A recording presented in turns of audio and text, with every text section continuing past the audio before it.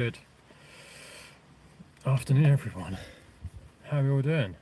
It's been a while. Oh my god, this feels really weird. Hang on, let me just set this up. So I'm a little bit later than I was gonna come on. It's been a long time. How are we all doing? I am Mr. AJFocus.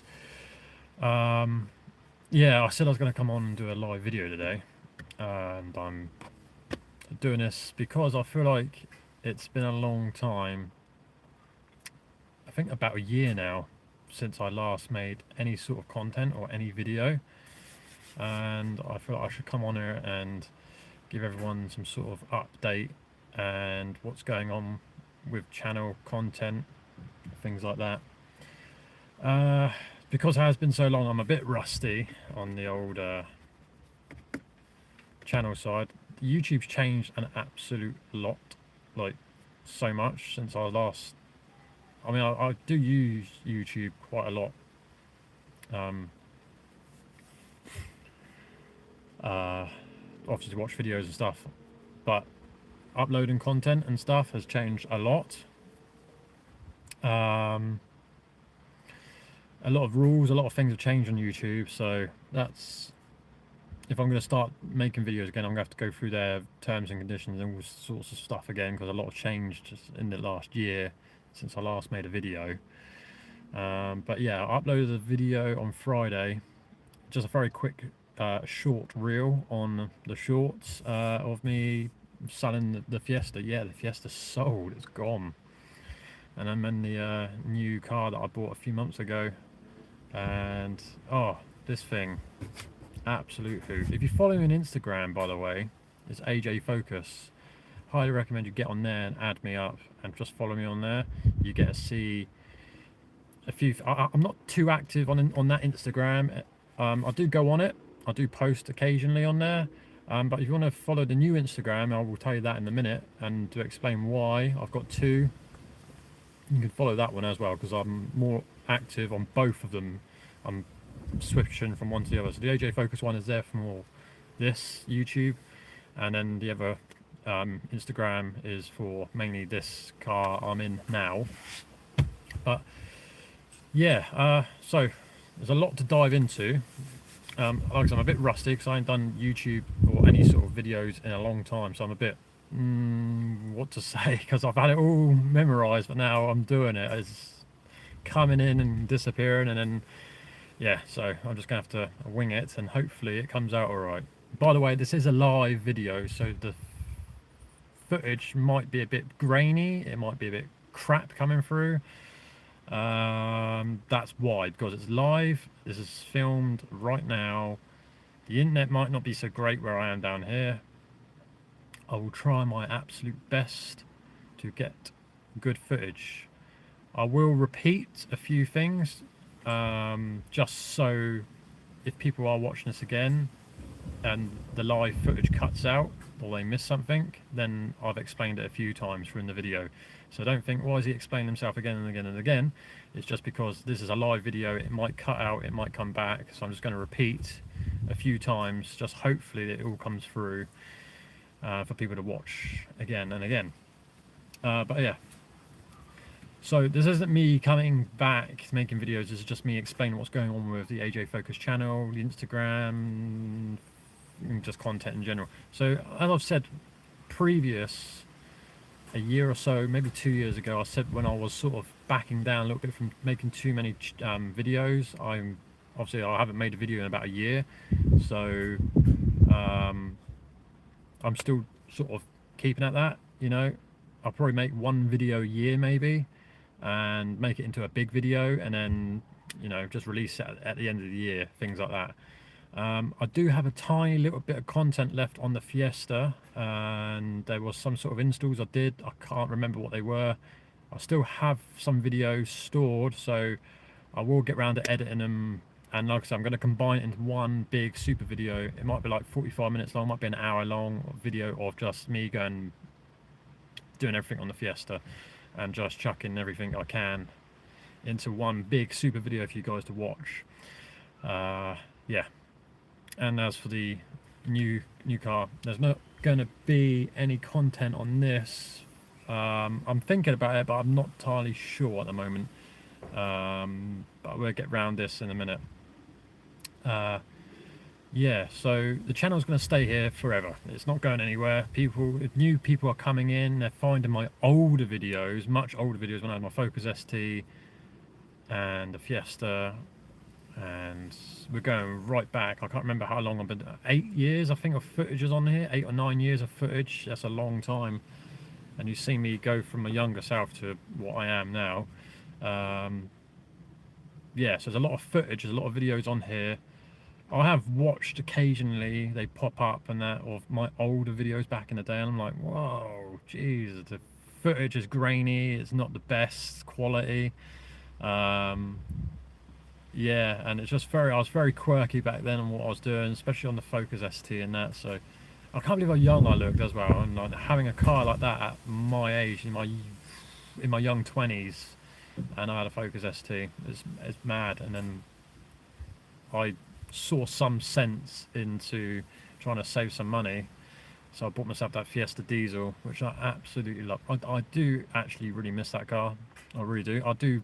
Like this morning, I have on Instagram like a memory pop up or something like that, and it's the Fiesta. You know, the picture of it out here, and I've just finished doing something to it. And I looked at it, I'm like, oh, crap. Love that car. I absolutely love that car. I hope the new owner is happy with it. I mean, he was when he came around. He absolutely could not believe on how much of a nice spec diesel Fiesta it was, because most of them he's looked at, most of the diesel ones are completely bashed and battered and had a hard life, where my one was very well looked after. I tried to look after it as best I could, being an old Ford, rusting and things like that, but I bought the car and I spent through lockdown under sealing the crap out of it, getting all the welding done, getting things cut out, putting new steel in, new metal in, making sure it's all galvanized, everything, just protecting it as much as I could. And I had that car for almost 4 or 5 years, I think it was, so it was under sealed non-stop, that car. So it is protected as much as I could do myself. Replaced about, I don't know, 80-90% of the bushings and the bolts and everything that sort of started to go on it is replaced. So it's a well looked after car, service by myself, oil and oil for it, that was all it needed. It was maintenance free. I loved it, absolutely loved it. Compared to this car I'm in now, this one's going to cost a bit to look after. And I've already looked into buying a servicing kit for this car, because it has to run on a Pacific oil, and it has to be genuine spark plugs, because it is a petrol now. I've gone to a petrol car again, so the oil comes in a really nice tin cans. I've not seen tin cans in a while. That just goes to show what sort of oil this car needs if it comes in a nice tin like that. So everything has to be genuine stuff for this thing to keep pocketing along at what it does best. And what it is coming, so just stay with me. It will all be revealed in a second. But yeah, I just want to sort of explain why the Fiesta went and what's going on the channel first. So yeah, the Fiesta's gone, which is a hard choice, I'm not going to lie. It was a difficult. I was iffing and ahhing. I was, what do I do? Do I sell it? Don't I? And since I came back from living up north, it was difficult coming back here. I'll tell you, that's why you didn't see much or you didn't see anything of me, to be honest, because I was really struggling when I came back. I was mentally drained. I was not myself. I was so down. I was a completely different person when I came back. I've had to rekindle some friendships again that I've left behind when I moved up there. I was so depressed. I was not myself, and to be honest, I really did not feel like making any videos. Didn't work on the Fiesta for about a year, and almost a year, about 8 months, something like that. And then I started doing a little bit just to get myself back into some sort of normality, because I was so down, I was so depressed. And this is a problem with men, they don't like to talk about their emotions, and I found it really, really difficult when I came back, because I didn't have a home really. I didn't have any money. I didn't have a job. I just had my car, and luckily I had my parents, and I had support from them and support from one of my best friends. You know, he's been with me for the last, I don't know, about five years now, and without him as well, he's like my Yoda.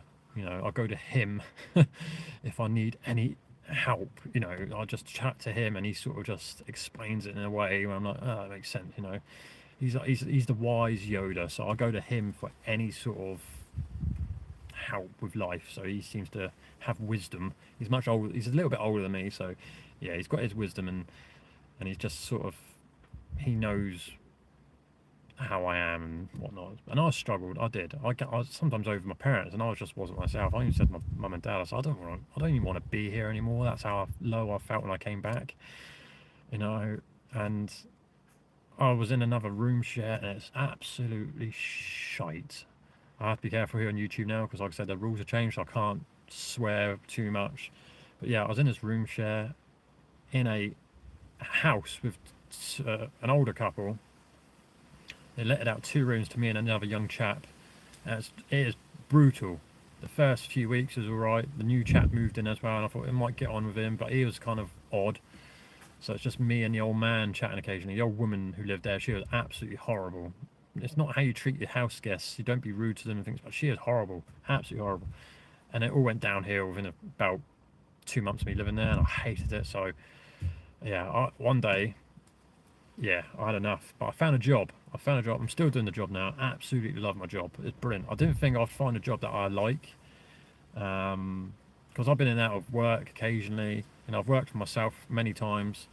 I've been in and out of jobs that I've not liked. I've just gone and done it just because I needed the money. But this job, I actually, when I'm not working, I get the sort of withdrawal symptoms now. I really want to get up and get out and get to work.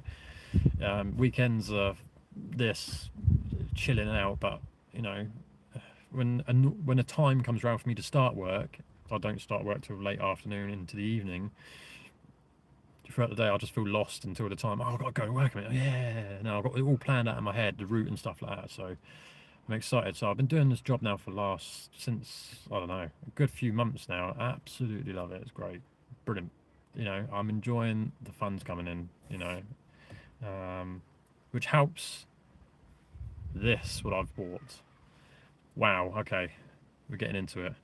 So a lot of you might know, if you follow me on Instagram, AJFocus, you know what it is. If you follow my other YouTube channel, which I will say in a minute, my other Instagram, sorry, which I'll tell you in a minute, then you know what it is already. But for you who don't follow me on Instagram or don't do social stuff like that, I don't blame you. It's kind of depressing on there, but it's good to get updates and information on what's going on. Yeah, what I'm in. It's been a goal to own one ever since they first came out. They weren't as powerful when they first came out. I mean, they were powerful enough, but they just sort of got better and better, and they've looked better over the years as well. They've got different headlights, different bumpers, different interiors, a lot of different interiors are there. And you can customize the shite out of them. Even from factory, when they come out, you can have this, that, and everything. And you can have carbon this, carbon that. You can have an open shifter. You can have an enclosed shifter. You can have an Alcantara steering wheel. You can have the list is endless. You can have bucket seats. You don't have to have bucket seats. It's endless in this car. I'll tell you. You can have a loud exhaust from factory. You can have a normal exhaust from factory. You can have a valved exhaust from, things like that. It's just absolutely endless. And the customization on them as well, on the market, is endless as well. When I'm online looking for things, this pops up, that pops up. I'm like, I want that, I want this. Oh my God, how much is that? It's ridiculous. Prices certain things, because, yeah, it's never stop, I'll tell you. So, you might be able to sort of tell what it is if it's not too dark around this area. You might be able to get some sort of silhouette on what it is. But, yeah, I've been wanting one for a while. I was looking at them when I lived up there. I looked at a few. I've driven a few, and I've actually now gone and got one. I saw this one. I saw it within the week of it being online. I was like, it's all right. I was like, I'll think about it. I looked at another one. I was like, I like that one. Didn't really like white. White cars for me just don't do it. I looked at a grey one. I really wanted one in grey. But then I came back to this one I'm in. I looked at it a bit more and I read about it a bit more. I'm like, dang, you know what? This car has absolutely everything I ever wanted in one, plus the bits that's already been done to it, which I don't have to do because it's already on here. And I was like, oh, I'm just gonna do this. Sold the Fiesta, rang the guy, still at it. Came down 2 days later and picked it up. Here it is. It's here with me now, and I absolutely love it. You know, I don't go out in it as much just because it is one really noisy, and you do get a lot of attention in it. And I tell you how much attention you get in it. So this was next to a Ferrari the other day, right? And this got more attention than the Ferrari. Everyone's looking at the Ferrari, but then they were just looking at this. Like, I was like, what? It's because this car shares the same paint code as the Ferrari. It's got the Ferrari paint on here. Yeah, because there's lots of different variations of this colour, but this got a lot more attention, which is really bizarre, because they're looking for noise, and this thing made a lot of noise. But this thing does get a lot of attention. I have to sometimes tell myself not to drive like a hooligan, because this car really does make you drive like a hooligan, because of how this you see this one on the road every day. You don't see many of them. I'll see a few occasionally on the road, but you don't see like my one on the road every day as much, because you know it does stand out. If I drove too mad, I'd be like, oh, Zim, oh sorry, I was day driving like an idiot. Yeah, so I don't really drive it too hard. When I do go out in the evenings with my missus, we have a laugh in it, and yeah, you're sitting there thinking, come on in, get on with it. Alright, okay. Do you want to see what it is then? Yeah, shall I just lean forward a little bit? Yes. Can we read that, everyone? Yep, that's right. And here we go. Yes. Welcome everyone to my Fiat Abarth 595 Competizione with a lot of carbon going on in here. A lot of carbon going on. And we have the Seatbelt racing bucket seats in here.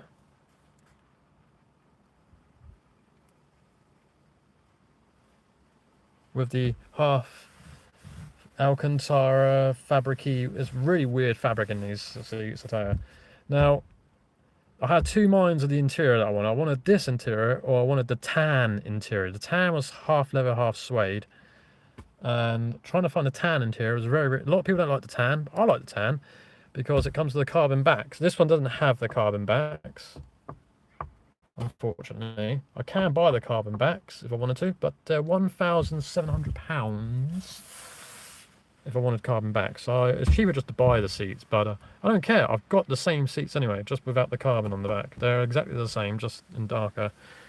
But yeah, genuine Abarth mats. These are worth a lot of money, I've been told. They're about 100 odd quid. Genuine Abarth mats.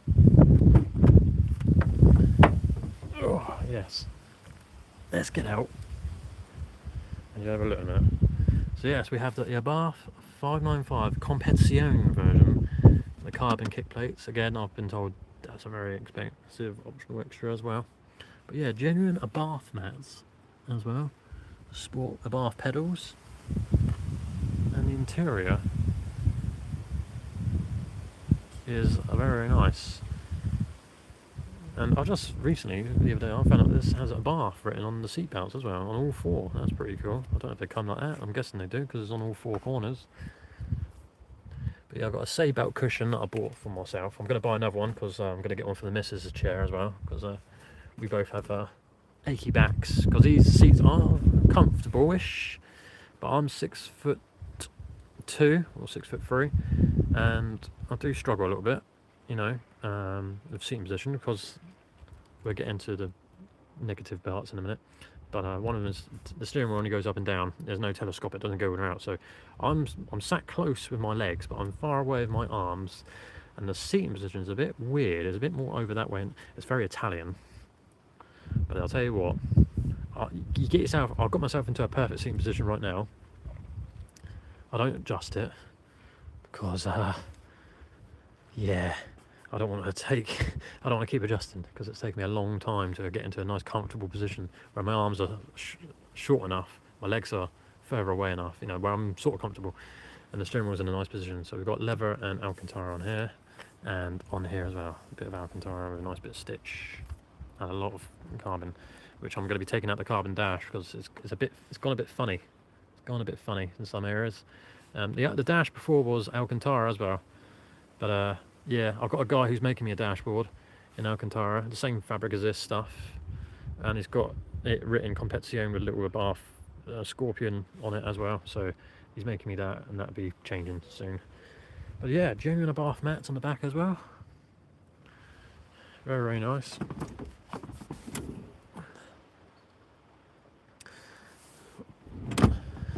The seats at the back are actually quite comfortable. And here she is. Abarth 595. In red.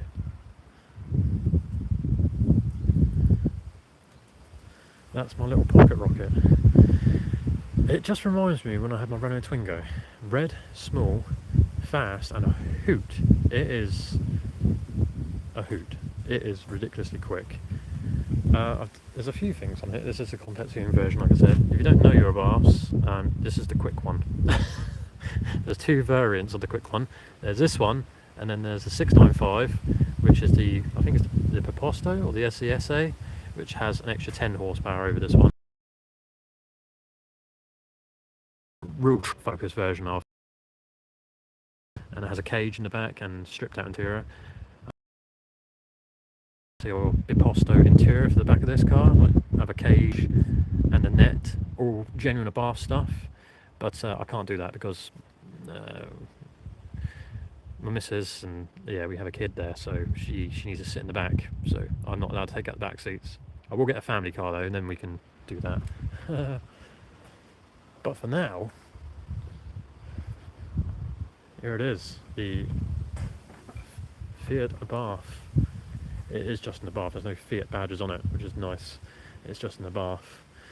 So it's a Fiat 500, started out as, and Abarth took hold of it and then just went haywire with body kits, big wheels, brakes, big engine, a huge turbo, and nice big exhaust tips. Now they don't normally come with these exhaust tips, they normally come with two on either side, 4 tiny pea shooters. But this one's got the got the scorpion and a bit of carbon on the back. Got a bit of carbon on the back here, which is a bit dirty. You know, we've got the gloss black everywhere here, badges, trim. We've got the D-wiper with the little Abarth logo on there as well. The gloss black logos all around the car. Door handles, logos, stripes. You know, so the previous owners spent a lot of money blacking things out. And the badges, the gloss black badges and everything like that, they're about 50, 60 quid I think they are, so they're quite a lot of money, you know, things like that. Yeah, it's got a genuine carbon fibre spoiler on the back of this thing as well. I mean, look at that. That's what sold it for me when I saw it. I was like, dang. Got some carbon on here as well. Carbon on here. Blacked out mirrors again. Got the Abarth badge on the front.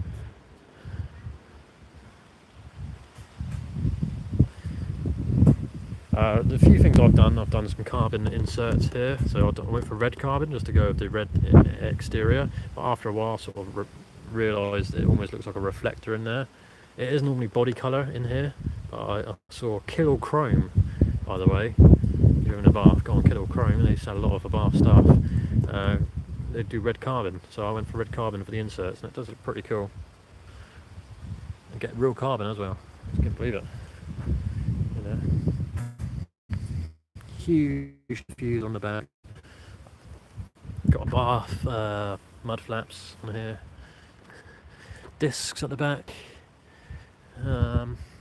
Got some Fiat Lancia and Alfa Romeo pads in there. It's got active suspension. It's been lowered. It's on the I-back springs with Coney shocks. It comes from factory like that. It comes with a Coney suspension from factory. Sorry about the window, everyone.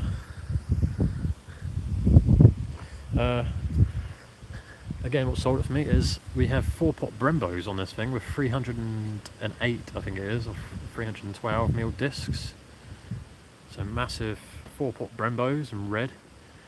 And the wheels I wanted as well. These are the, I can't remember what they're called now, but yeah, these are the lightweight. It did have a red pinstripe going around it, but I removed it because it was starting to come away. So I will need to get these refurbished, I think. I think it's just the two front. The back one's absolutely fine. I think it's just the two front ones I need to get refurbished because when I took it off, it took a bit of there's still some glue stuck to it and it wouldn't come off. So yeah, it's taken away some of the black paint. I don't really like black wheels, but it does suit the car. I think I might go for a nice satin as well, a bit of shine to it because these are very flat. I have tried polishing them. I did, you know, they are a little bit more shiny, but not that much. But yeah.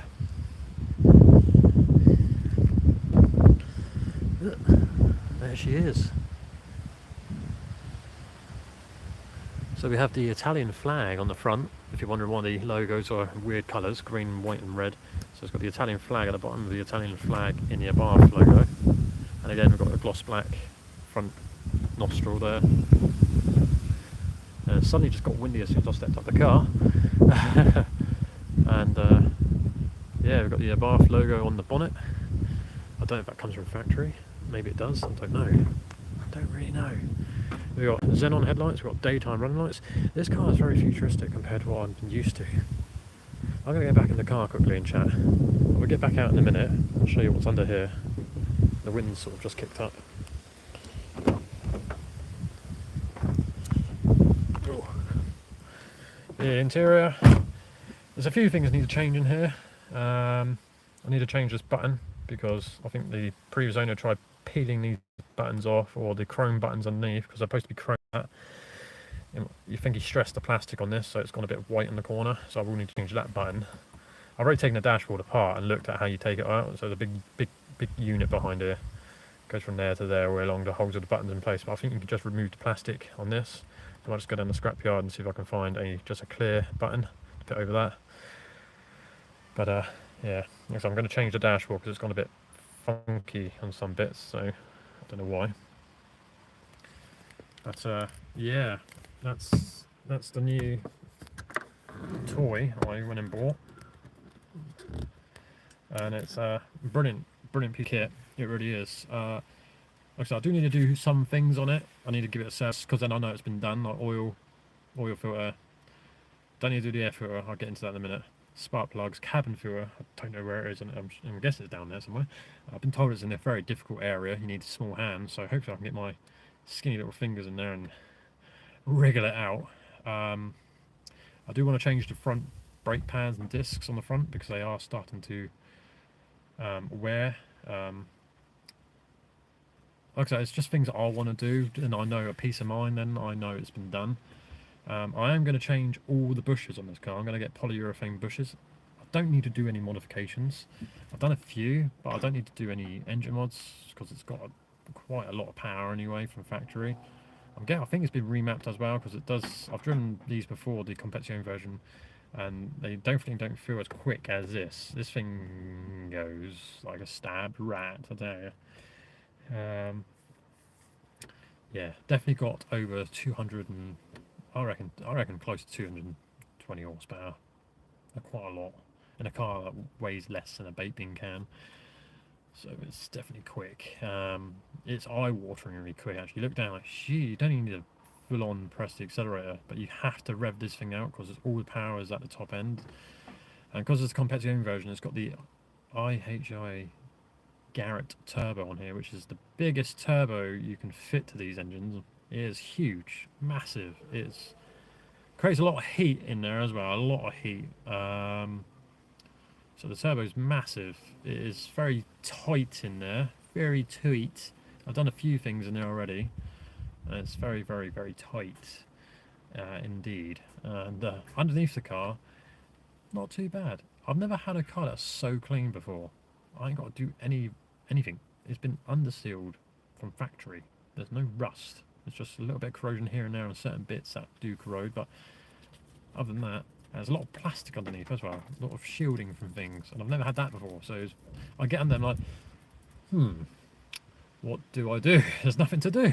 There is nothing to do. I haven't bothered much with it, to be honest. You know, it's just really, really bizarre to me. And it's all digital. Look, it's all digital. So I've never had a digital dash. This is all digital. You press the sport button. So I angled the camera a little bit. So I press the sport button. Everything changes. Look at that! It's mad. Absolutely mad. There we go back to normal. Just oh, copyright. Yeah, that's one thing I had to get used to was having the electric window switches over here. I keep wanting to go there, but I've got used to it now. And when I'm in my work van, I keep going over here to do the window, and it's over here. So I'm getting it ill confused with myself. So it's pretty funny. When I'm in the work van, I'm about to do the window. I'm like, where is it? Oh, it's over there on the door. Yeah, it's pretty cool.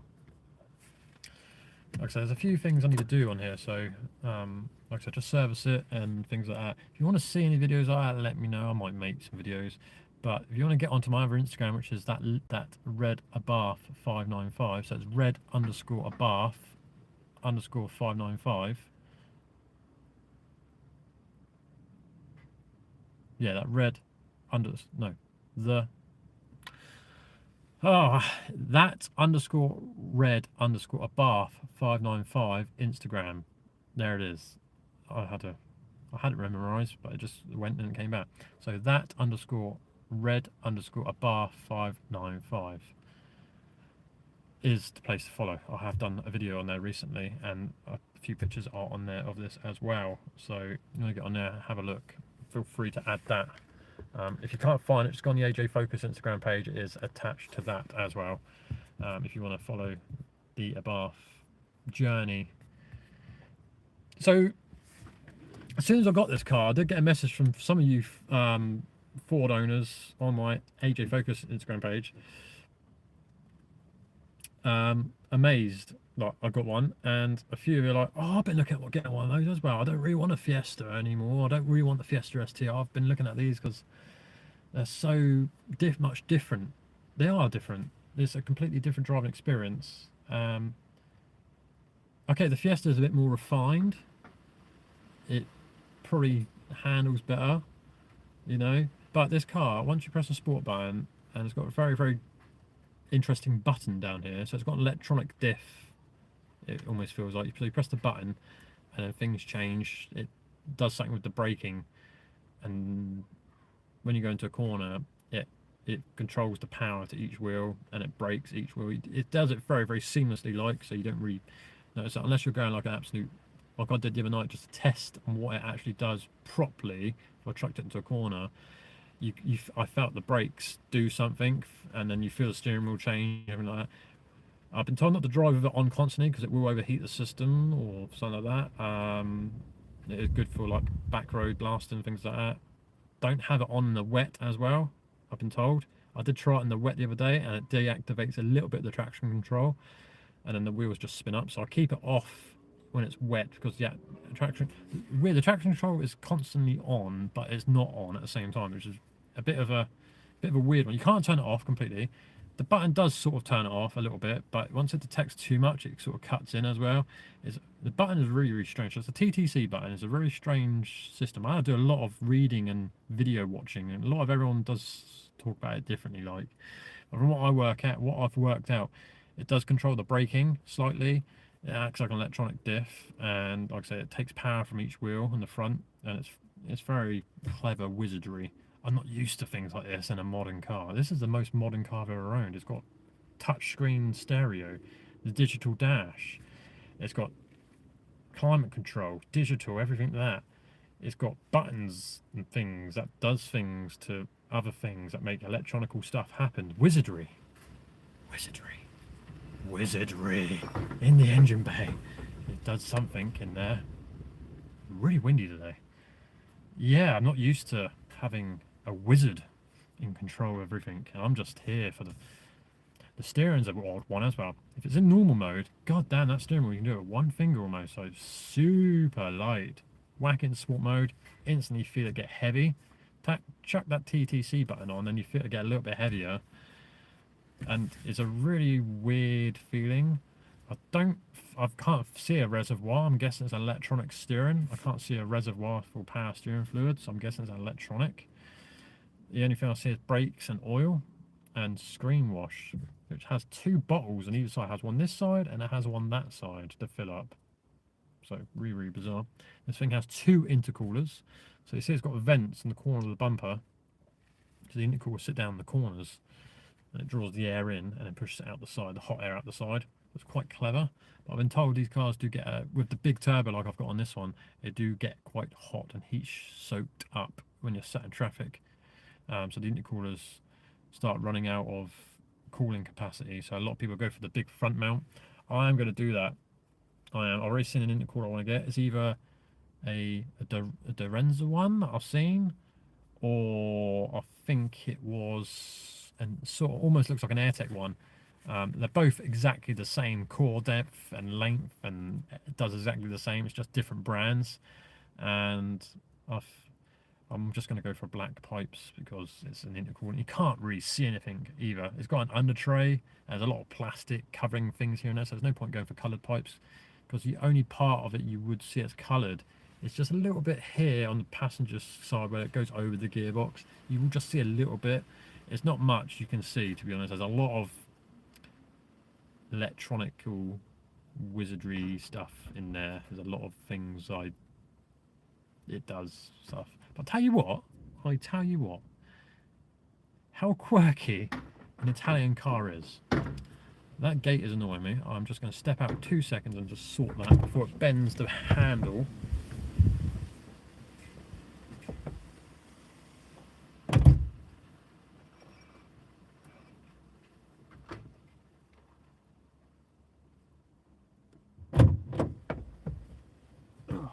So, yeah, I've worked on this car underneath. So, this car has xenon headlights. There's no adjustment in here to make them go up and down. It does it all automatically, like. So I thought the arm, it's got plastic arms on the wishbone, one on the back to adjust the height of the car. Once the headlights can establish how high the car is, how low it is, and the headlights will do its thing with those arms.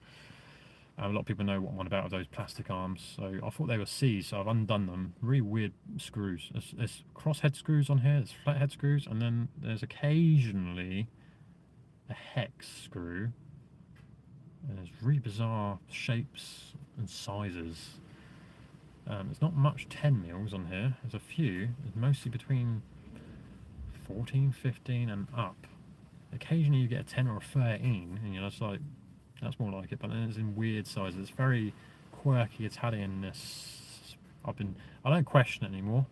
I've done a few jobs on here. I'm like, that's freaking weird. That's bloody weird. That's just odd why they've used that. You know what I mean? So it's things like that. I don't question it. I went out and bought a few new tools as well, purposely for this car. A lot of deep impact sockets you need. A lot of long sockets, not the short stuff. You want long ones. If you're going to own a car like this, you want longer sockets to get to certain bolts because they're in places you can't reach, and you need the longer sockets to get in there. So I went out and bought a whole new set of Halfords tools. I don't know what they are called. The Halfords, guarantee ones. I bought a whole new set. They had an offer on their tool sets and stuff like that. So I went and bought a big set of 1/4 inch and 1/2 inch, I think, ratchets, and a whole new load of sockets, which are deeper impact ones as well. They had a massive offer on, so I saved myself a couple of, maybe about 20-30 quid on certain bits here and there. So yeah, I bought myself a lot of new tools purposely just for this car because mine weren't cutting it. My normal tools weren't getting into certain bits. So I was like, that's going to be a pain if I need to do service and stuff like that. But I went under the car the other week, took the under tray off because I wanted to look, make sure it's not leaking oil or things. Absolutely spotless. Again, I've never had such a clean underbelly or clean car in my life. looked, I was like, dang, this is spotless. I know the under tray would have kept it nice and clean, but I was like, shit. And then I looked underneath, I was like, it's not like a Ford, I tell you. Ford are just very, very wasteful, I think, with wiring and stuff like that. They just will have a wire go from there to there, but they make it go all the way around and around that and then under there and then over there, and it's just hanging and getting in the way. I found that quite a lot on the Fiesta. It's just, it needs to go from point A to point B, very short, but no, Ford want to go that way, down there, that way, la, la, la, la, and enter that. But under here, very, very minimal. How much electronical gizmos are on top, but very, very minimal stuff is underneath. I'll tell you, they haven't bothered going that way, this way, every way. So there's an oil feed pipe going from an oil cooler to the oil filter housing, right? Now on the Fiesta, it went out the turbo, down that way, around the cooler, under the cooler, and then into the cooler. So it went down and around it. On here, it's just gone from there to there. Literally, that size of pipe has just gone from there to there. That's all they've done with it. They could have gone that way, around that, but no, they just went from there to there. They didn't fuss around, which is really, really bizarre.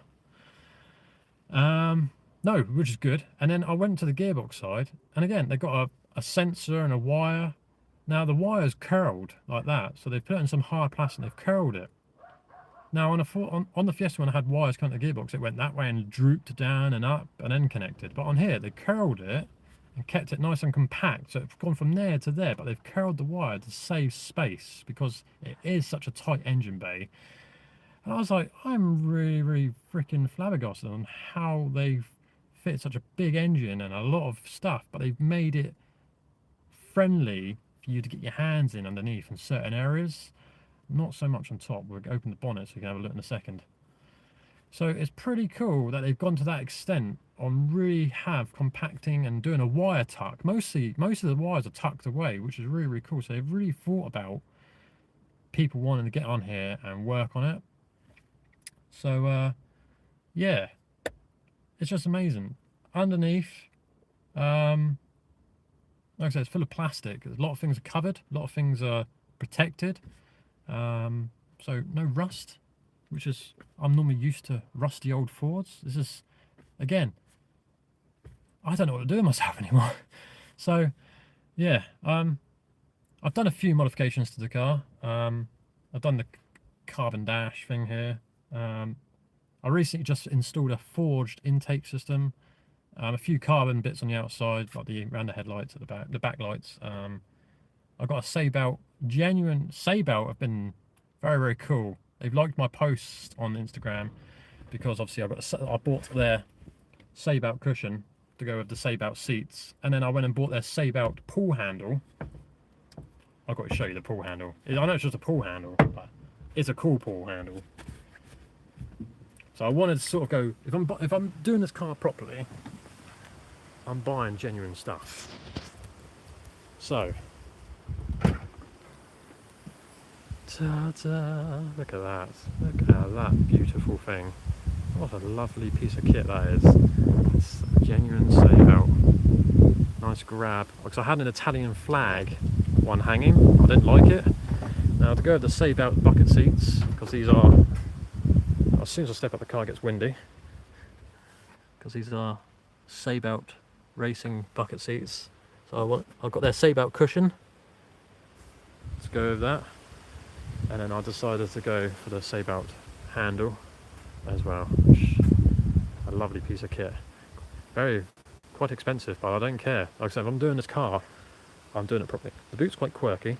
I have taken this car on its first road trip last month. Me and the missus and the kid went away, stayed in the caravan. I managed to get the suitcase up to there, a bag here, with a bag on top here, and a little bag here, and a little bag just tucked in the corner there. Most pointless parcel shelf ever. But I'll tell you what, I've got 4 bits of luggage in there. Perfect for the weekend. We stayed down there in a nice caravan down in, where do we go again? Weymouth. Went down Weymouth. We stayed in a nice caravan park. It was lovely. Just a nice chilled weekend. But yes. Do you want to hear it? Everyone wants to hear this thing when it starts up. It is loud. Super loud. Look at the carbon in this. Yeah. On the Abarth forums, a lot of Abarth owners asked me, ooh, where did you get the spoiler from? I'm like, I don't know, it came with the car. But yeah, and then got the carbon. This is what I've done recently, a bit of carbon in the lights. This is real carbon fibre from Kill All Chrome. Check out their website. If you've got on a bath, it's mostly for a bath and Alfa Romeos and Lancias. Yeah, I had to think then. Lancias. So yeah, Kill All Chrome also make this carbon bit here as well. So this is from Kill All Chrome, this carbon B pillar, and the carbon on here is from Kill All Chrome. This is already on the car, but the things I've bought for Kill All Chrome as well. And yeah, so there's the intercooler. You can see the intercooler in the vent in there as well. Now it's not so windy, I can get a better look at the front. So yeah, I'm gonna get rid of the 2 intercoolers because there's an intercooler in there, and I'm going to have one big intercooler in the front because there's a lot of pipe work underneath. Run 2 intercoolers, so I'm going to get one big intercooler and then cut down some of the pipe work. And these vents here are going to be just open for air. And then I think Kill Chrome or an Abarth company make air ducts for the big Brembo brakes on here, so I'm going to buy those air ducts because you can cut out the vent here and then you can run air ducts around to cool the 4-pot Brembos on here as well. So I'm going to be doing that to the front end as well. But yeah, okay, I'll show you what's going on. A thing I've installed recently. I'm on the fence about it. I'm not entirely sure about having it on here because it is super annoying. So this is the Rosso Ferrari red paint on here. This is this is a very small bonnet, and the bonnet catches a little thing there. But yeah, there we go. There she is. The Abarth performance Abarth engine in those. So when I got the car, it wasn't this colour. This is all standard. All this was standard. This is the first modification I bought. So this is because the standard pipe, the turbo pipe, was very restricted down here. It goes big at the top and then it restricts very small here. So that's the first modification I did, was change this pipe. With the standard airbox that was on here had a BMC performance filter from Abarth. So I ran that for a while. And I bought this last weekend. This was second hand. I wasn't buying it brand new. So this is forged intake system. It's about £370 new, and I got it from a guy who sold it for 200. I thought that's a bargain. You had to take the scuttle panel off because the pipe. We'll start again. 2 seconds. Wait for it. Are we back? Right, I'm going to repeat that again. Right, forged intake system. It's got a trumpet on the end of that pipe. It has hell inside. As soon as you accelerate a little bit, oh god, it annoys me. So I'm thinking I might delete this pipe here because this is the BOV. This is the blow-off valve that sits down there. So I might block that off to stop it from fluttering so much because damn, the turbo flutters constantly and it's bloody annoying. And the suction is super noisy. This is the biggest turbo. I mean, look at the size of that freaking thing. It's so big it goes under here. It sits under here somewhere as well. So because this is the Competizione version, this is the most powerful version apart from the SESA, which only has like an extra 10 horsepower. We all share the same turbo. So the Competizione and the SA and the Piposta, I think it is, all have the same turbo. Apart from the lower horsepower ones have a different turbo, but this is huge. And it's very, like I said, it's very tight. So this was a vacuum hose I recently just replaced. I've put red ones on because I found a split in one of them. Luckily I had some spare red ones from when I had the Fiesta. Luckily it was the same size as well. So I've ran that all, and there's a lot of pipes, a lot of wires, a lot of stuff going on under here. So it's madness. And then when I bought the car, I didn't realise it had the stainless steel or aluminium, I think these are. So there's one here and there's one in the petrol cap as well. I think it's unlocked because the car is unlocked. Because when the car locks, you can't open this. Oh no, it is open. There's one in here as well. Very, very expensive. These are very, very expensive. From Abarth, you're looking over £200, £300, I think they are. So they're ridiculously expensive. And luckily, whoever bought this car brand new back in the day ticked the optional extra to have these billet. I think it's billet actually. I know it's just an oil cap and a petrol cap, but they're very, very expensive. They're very, very. The Bath community really, really like these things. So I'm glad it came with them. Otherwise, it just come to black or the yellow caps. But yeah, look at the size of that freaking thing in there. Mental. Now you're probably wondering what the plate. You might not know a lot about them. I don't know much about them. I just know they're freaking rapid, especially the Competizione version, which this one is, and the SESA. And yeah, they're just rapid little things. Now, like I said, this has got the facelift front end. This is 2017, so this has had. You want it above 2000. So this is 2017. So you want, if you're going to get one, you want one above 2017. If you want the active suspension, so this has the Coney shocks on it. This thing's been lowered anyway on eye-back springs. Might not be able to see up there, but yeah, they're up there, and it's got the, can't really see in there, it's very dark, but yeah, it's got the Coney shocks from standard. There's two types of Coney shocks that came in this car, so like I said, I think these are the Coney. If I get under the back I might be able to see which ones are on this car. You can probably just about see a sticker with the K there. There's Coney on it and eye-back springs.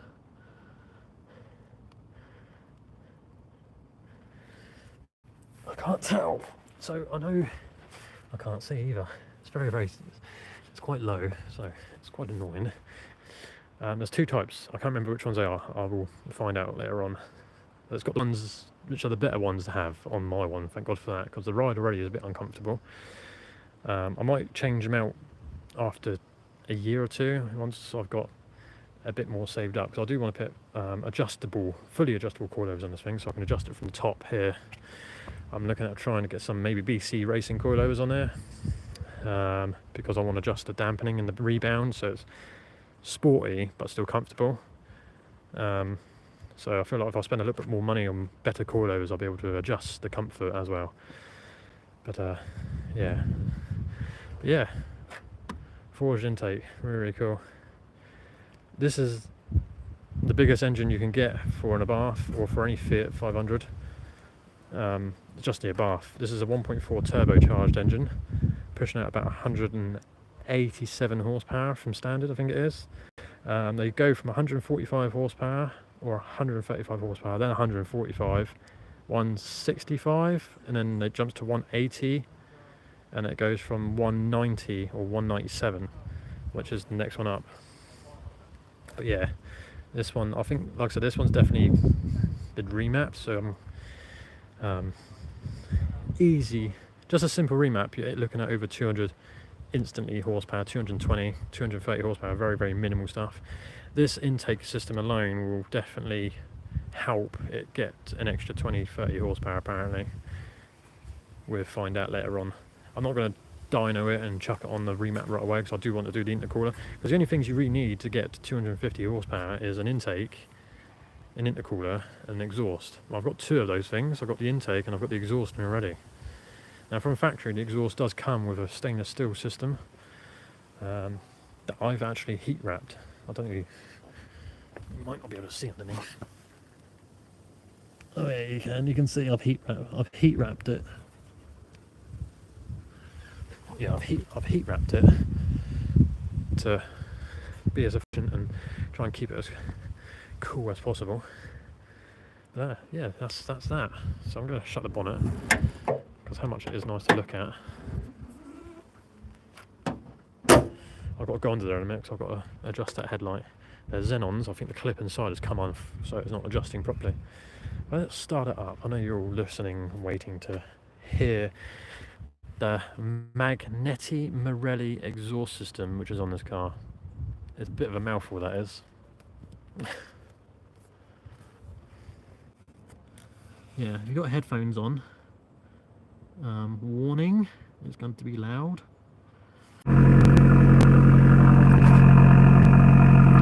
I think the connection went and you missed the startup. Oh, that's annoying. That's what it sounds like. You can hear the turbo whistling through that.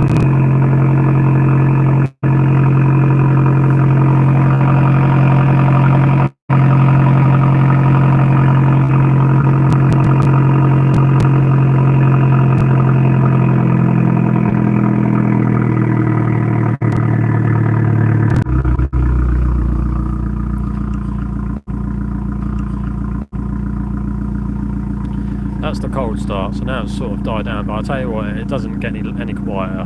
It really doesn't. It is constantly loud or louder. There's no quietness on this car. It has a valve on it, but the valve is completely seized. I have looked underneath the car when I took the arm off to do the headlights.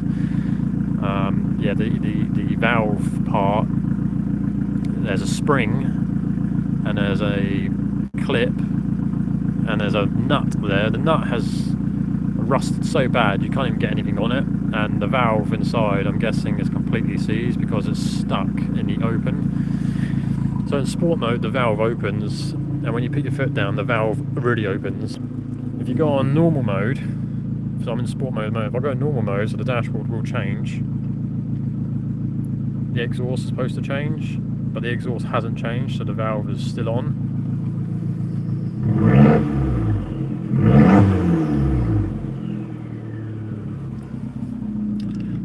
That's normal mode. So I'll go back to sport.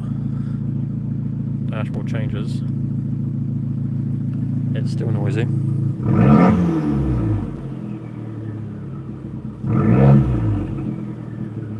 Oh, I love that turbo. I'll tell you what, the turbo noise through that exhaust is amazing. It really is.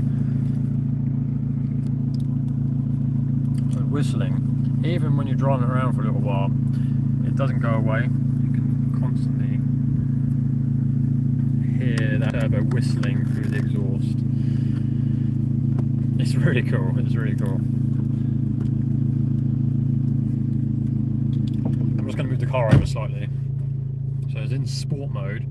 And what that does is opens up the exhaust valve and it sharpens up the throttle. The steering wheel has gone heavy. Goes heavy. The suspension also does something. Yeah.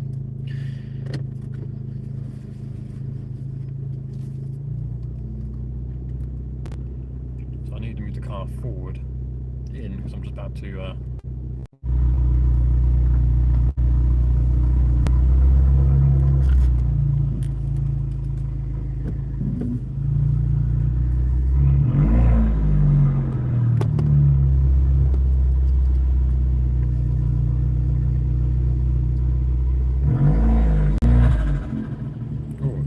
turbo flutter as well. Might have heard that turbo flutter.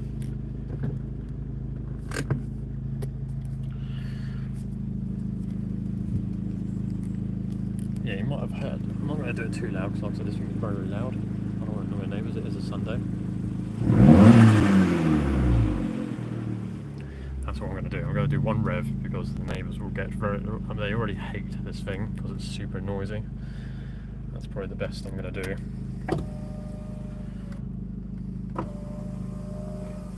I have a funny feeling it might rain because it looks very cloudy out here.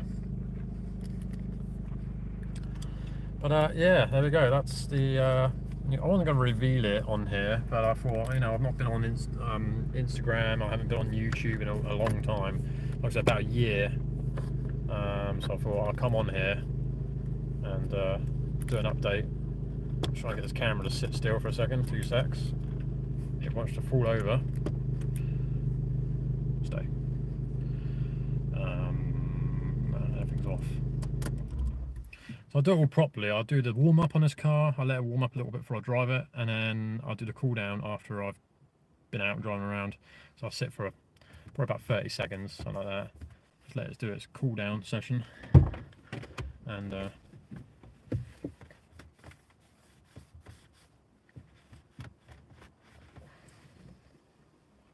got a grubby screen down there. So yeah, this is a 2017 Abarth 595 Competition, or I'll just call it the competition, in Rosso red. I think there's 3 different reds. Yeah, this has the Sabout racing bucket seats that come from factory, and a lot of carbon from factory. The dashboard, not much. You can buy a carbon dash from factory. Very, very expensive, I've been told. We get an aftermarket one, which is what this one is, which isn't the best. So that's why I'm going to change it I've got a guy, like I said, I've got a guy who's making me in Alcantara, same fabric as almost inside the car here, and there's custom stitch in red, saying Competizione with the little Abarth scorpion logo on it. And I'll just give him this dashboard because then he can do something with this one, maybe wrap it over with that. It's his business, so whatever really. I don't like shiny interiors. I don't like the stereo. I wanted the bigger screen, but I don't really have the stereo on as much. It's just on slightly in the background. You can't really hear it over the exhaust. I don't like glossy stuff. It's a lot of shiny bits I'm not too keen on. So if I can find out a way to not have it shiny, I would. But meh, I don't really have the stereo on as much, so I'm not really too bothered by that. The dashboard's very shiny. That's why I'm going to change it to Alcantara. So yeah, and then other than that, there's not much in here I really want to do, to be honest. Oh, I will. The driver's seat. That's what I'm going to do. There's a seat bracket you can get. It's about £99 to buy. It lowers the seat for a tall driver. I will buy it, and I will do the customization to the seat to make it sit lower. That way I'm a bit closer to the steering wheel and my legs are further away. Because my legs are too close but my arms are too far away. But I've got into a position at the moment, thanks to the Sabout cushion, it's pushed me forward a little bit where my arms are now in a position where I'm comfortable, where they've got a bit of bend in them. Because before I was like that, but my legs were too close. But now my legs are a little bit further away, and with the cushion and the bolster part here is a bit more upright. I'm a bit more close to the steering wheel. My arms are now a bit more bent, so I feel like I'm in a bit more of a comfortable position. But I will lower the seat. That's the only issue if you're looking to get one of these. The steering wheel has up and down motion, but no telescopic, it doesn't go in or out. And there's no adjustment on the seat. There's no up and down or any bolster adjustment. The only thing you can adjust is the back part. It goes forward and backwards. That is it on the seat. You can't do anything. It's a fixed seat. Unfortunately, both of them are fixed. They can move forward. The back part can move forward to let passengers in the back. But other than that, the base does not move at all. But I'll tell you what, Sabout know their seats, because obviously Sabout in racing, they make a lot of racing stuff, and when they made these seats, they are unbelievable. Super supportive. I'm a skinny guy, I'll tell you. Oh, it's lovely, really nice, really supportive. If you're a bigger person, you will struggle a little bit getting into it, especially you've got a bit more. I'm quite slim here, but I've got quite wider hips. So if you're quite big built on top, you will get into the seats, but you will feel it tugging on your ribs. Where at the moment, I'm just snug enough in the seat, but my legs and my hips are pushing against the bolsters. You really do have to try and sit in it as best you can to get yourself really comfortable if you're going to. If you're not going to do the seat modification right away, I haven't done it right away yet. I will get around to doing it, but I've got myself into a comfortable position. So if you bought one or you're looking to buy one, and you have bought it, you really do get yourself into a comfortable position. Especially if you've got the Sabout racing seats. If you go for the more comfortable seats, I think there's a bit more adjustment on the bolster and everything, the height. But if you go for these ones, really do get yourself comfortable before you do drive away. I was in that dealership for a few minutes before I drove away because I knew I was going to be, my legs are too close to the wheel or my arms too far away, and I've got myself somewhat into a comfortable position. I've not moved the seat too much since I've bought the car. It has stayed relatively where it is. I've moved it back a little bit now because that cushion has pushed my top part forward enough where I'm closer to the steering wheel with my arms. My legs are now a bit further away, and the steering wheel is a little bit lower, so I can see through the center here at the digital display. A part of me also wish I went for the automatic version. Now they do make two versions of this car. Manual, which is what I've got, the 5-speed manual, and they also do a 5-speed automatic. It's not a double clutch or a DSG style automatic gearbox in the Abarth. It's just a very basic automatic gearbox in the automatic version, which I've been told.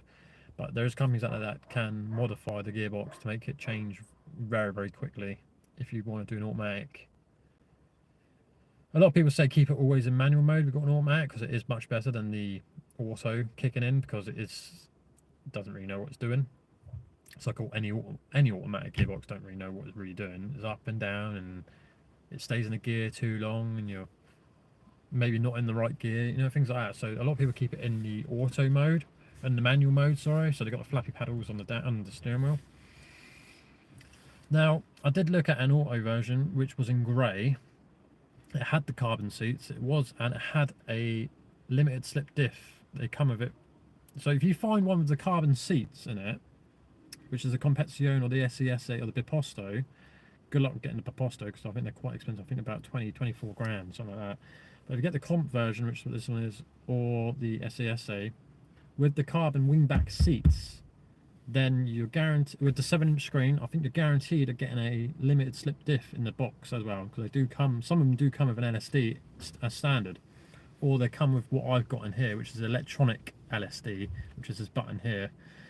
So I looked at the grey one, but it had the automatic box in it. Now I really wish I went for that one, because it had the carbon seats and the LSD gearbox as standard, but the automatic put me off. And when I was talking to the Bath owners about automatic, a lot of them do say the manual's much better to have because you're more engaged and it's better than an auto. And a lot of automatic people that own automatic versions saying it's better because it's, you can just put your foot down and it goes, you're changing gear, you ain't got to worry about the clutch and things like that. But they do say the clutch wears out a bit quicker in auto. So there's a lot of positives and negatives on both sides. So I just stuck with the manual because I do like being engaged with the car. But yeah, it's sort of had everything on this car. You know, the full TRC split kit on the outside.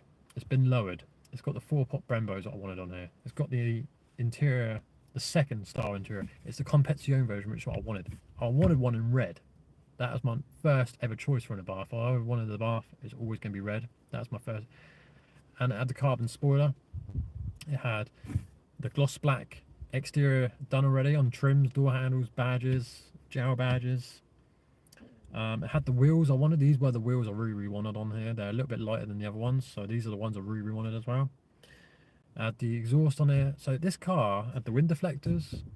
This car had every single thing I wanted to do to in a Bath already on it, and I'm like, well, if I've saved myself a couple of grand here, that's perfect, you know. Now you can pick up in a Bath quite cheap. If you pick up a Trofeo version, or maybe one of the other lower down end ones, between 125, 135, 145 up to 160 horsepower, you can pick them up for relatively cheap. So they do a phase 1, 2 and 3 and 4. I think this is the 4 version because it's the facelift front end, and then they do the electric one out now. So you can pick them up quite cheap. So the phase 1s and 2s and that, you can pick them up between, I'd say, about 5 to 8 grand. And then the series 3 and 4, which is what this one is because of the facelift front end, you can pick these up for about 10 up to, I'd say, up to about £15,000. So maybe even cheaper than that, maybe just under 15 grand, depending on the mileage as well. A lot of them have really, really low mileage. There are a few high mileage ones out there. Don't let that put you off, as long as it's been maintained well. And this is quite a higher mileage car, but it had all this done to it, and it just said to me the owner's looked after it. If he's done all this to it, he's definitely maintained it, and it had a load of stamps. The cambout's been done. So if you look at one that's done 50, 60, 70,000 miles, don't worry, don't let it put you off. As long as it's got all the stamps, it's had its cambout done, and it's been maintained and looked after, then it's fine. It's absolutely fine, you know. It ain't put me off. It's a little bit higher mileage than other ones, but I got this at a very, very good price for the year and the facelift and everything on it. I'm surprised I got it at a price that I did. I'm not going to disclose how much I paid for it, but it was a 5-figure sum, if you're wondering what it was. Yeah, it's a 5-figure sum. So yeah, I got it at a relatively good price. Like I said, with the bits that I've wanted to do to the car, it's already on it. So the splitter kit on this car, you're looking at 180 quid, maybe 200 quid is already on it. The wind deflector is about 30, 40 quid already on there. The gel badge and the blacked out handles and stuff around the car from Kiddle Chrome, you're looking again at 200 quid, things like that. So they're already on here. The exhaust, again, magnetic ready exhausts are between 600 to £1,000 already on it. The 4-pot Brembos come from factory, which I wanted already on it. You know, what else is on here? The lowering springs, you're looking between, again, 180, maybe £250 already on it. And it's got the Coney shocks that I wanted already on it from factory. So, and it's in the red, which was the first colour I really wanted for one a bath, you know, and it's happened to be the red that I really, really wanted as well, so already on it.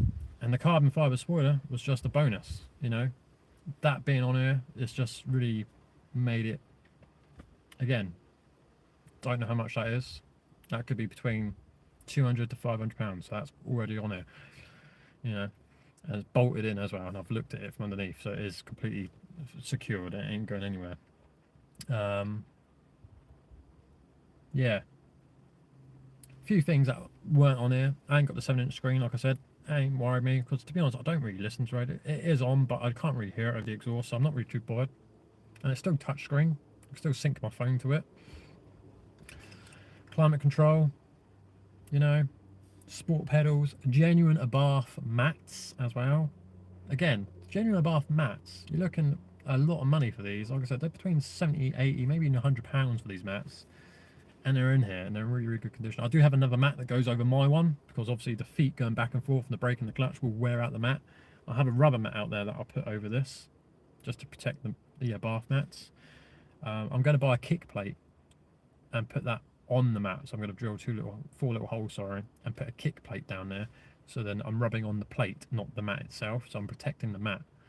Because the rubber mat's pretty cool, but occasionally it will ride up under the pedals and get caught on the clutch or brake pedal, and I don't really want it doing that all the time. It is quite annoying. So I will put a plate on the bottom of the mat here. Things I've done, an intake from Forged. I've also put a twin USB charger down here. I've got rid of the cigarette lighter. So yeah, I've done that here, like I did in the Fiesta. So I installed that. I have a camera in here. I have a few cameras in here. I've got one in the back.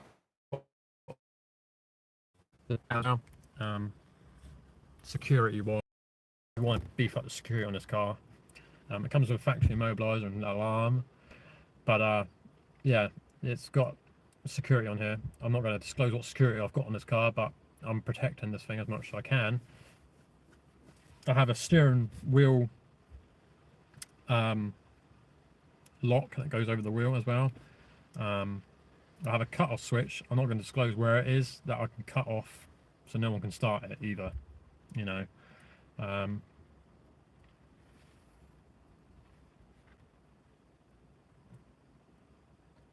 So I have a company called Ring Cams. They're like a proper car camera company. This thing has motion detection, night vision, 1080 to 4K on there as well. Constantly running, all of them around the car. It detects any movement, any sort of anything really. So that's what I really wanted. Like I said, you want a bath, you want to beef up the security on these. So yeah, it constantly records. I also get notifications as well. It's a really cool piece of camera equipment. Quite expensive cameras, so yeah, I'm hoping for the price of them you want it to do as much as you can. But yeah, night vision is awesome. It's like daytime. It really is. It really is like daytime. You're looking out and you see everything. Absolutely, you can see someone's face as clear as it is daytime. It is amazing. Really good clear quality. Yeah, I've got a memory card in here. What was it, 64 gigs, I guess.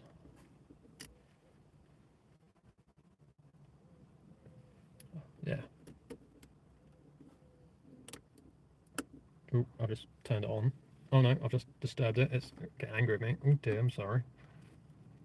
Oh, okay, the other one at the back's flickering now. Oh no, the side ones are on. Oh, okay, all right. Press the button. It activated the side ones. I've got little cameras all around this thing. They're all hidden. So the car is 360 all the way around, protected. I went really anal with this freaking thing protection wise. But I have cameras outside my house as well. Everything. I've got cameras all round, so this thing is always being watched. At work as well, and I'll take it to the work car park. We have a lot of cameras in the car park. Ridiculous. I got caught out there the other day, leaning against one of the work vans, and they called me in saying, "Don't lean against the vans, Adam." I'm like, "Really? How did you see that?" And they're like, "There's cameras all around the outside, so you're not allowed to lean against the vans." Okay, I'll lean against my own car then, sort of thing. So, so yeah, like I said, you get one security. Yeah, like I said, I've got a cut-off switch here that I can flick on and off. So yeah, if I'm not using it, I'll flick that off, and it cuts just everything. I think it just, yeah. I can't disclose what it cuts, but it just cuts. You can't hack it. You can't turn it on. It won't even come into life. No electrical equipment will turn it on. You can't even plug in a computer and it won't come on without that button being flicked on. The button's very hidden. Only I know where it is in here. If I'm going to tell anyone, it'd be the people in my household, or the missus, But other than that, I'm not disclosing anything on here at all. So, but yeah, I think that's a wrap really on this video. I've gone on for an hour. So, yeah, the AJFocus channel is going to stay here. There'll be forward content for anyone to watch. If you are new and you have commented on older videos, I don't get notifications on old videos. So if you have commented, occasionally they will slip through. But if you have, and I don't reply, that is why, because I don't get any notifications on here. If you don't like the old videos because of how I shot them, you have to think about it. The videos are about 8 years old, some of them. So yeah, old technology and old stuff happened back then. So that happened. And like I said, I'll probably make one video occasionally, one a year. So it'll be one big super video on the channel. But other than that, guys, I'm not really looking at coming back to YouTube or doing any videos. Like I said, it's been a long time, so at the moment, don't really know what I'm doing, don't know what I'm saying, I don't know how to act anymore on YouTube. I'm just sort of me. I'll just act as a me. I'm not anything else. I don't want to put a fakery on. A lot of people are fake on YouTube and laugh over stupid things, but I'm very sort of as I am, but yeah, I might come back again one day, maybe, depending. We'll see. But if you want to see any content on the Abarth or on the Fiesta, AJFocus YouTube channel, you can carry on watching here for the content on the Fiesta and the Focus ST, or Instagram, AJFocus. The other Instagram page is that_red_Abarth595. You can follow me on that Instagram page as well. You can also find that Red Abarth 595 Instagram page on the AJFocus Instagram page if you want to find me on both sites. So I am there. The Facebook page is still I haven't been on the Facebook page properly in a few years, but it does. The AJFocus Instagram does connect to the Facebook page, so it will go from there to Facebook as well. Yeah, if you want to keep up to date and things like that. But other than that, guys, I'm really just here doing this update on the channel and show you the new whip. But I'm going to crack on and do that headlight now, because I've been out here for over an hour and I haven't done anything yet apart from make a lot of noise and chat to you guys. So it's good to see you all again. I can't physically see you, but it's just knowing that you're there watching. It's good to come back and make a video. I haven't changed much, but yeah, just changed projects, I guess. Yes. So let me know what you guys will think. I'm getting a lot of support and a lot of likes and a lot of people loving the Abarth. Like I said, it gets so much attention for a car like this. It's unbelievable how much attention they get. It is amazing. A lot of love. This is another thing I've noticed. The Ford community are very Ford community like. They will take the piss. They will not be that helpful. Some of them are helpful. I'm not saying that you're not all helpful, but on the page they just laugh at you. They take the piss out of you. Oh, no, you can't Google things. Or people generally have no idea about cars. So let's not be shitty. Sorry, YouTube. Let's not be crappy to each other. Let's not be horrible. But the Abarth community, what a community! What a warm, loving community. I thought the Renault Twingo community was amazing. The Renault community is also really, and then the Abarth community are just above and beyond. The most loving, happy people you'd ever meet. Honestly, super helpful. No one takes the actual mick out of you for asking stupid questions or asking questions about certain things. I mean, I've asked about that button. Don't know what I've asked about things on the car. I don't know what things do. I did mechanics and stuff like that, but cars have moved on since I did all that. Technology's moved on now. I'm still asking things. I'm still learning. Don't get no BS or any sort of people ha at you. The Bath community is a very, very welcoming, warm community. And they're super, super helpful because they will say, oh, mate, I've got that for sale. You can have it for this price if you want. I'm not going to rip your arm off and say, have it for that price. No, I'll do you a deal. I'll tell you what, we'll meet up, go for a little drive, things like that. I'll tell you what, also, why don't we go like in a convoy to a meet and things like that. So they're like really, really nice to you. And they wave at you on the streets. You see another Bath driver coming towards you, they wave, they put their thumb up to you.